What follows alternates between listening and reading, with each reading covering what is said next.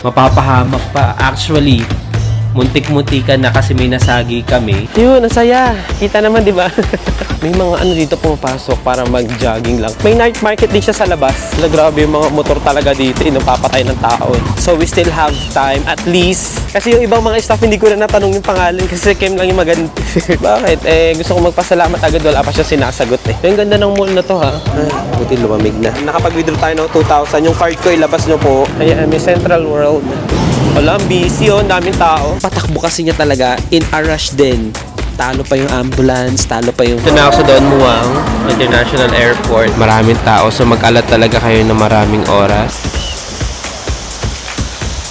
Guinness World Record, world's largest wave pool. Tama na nga.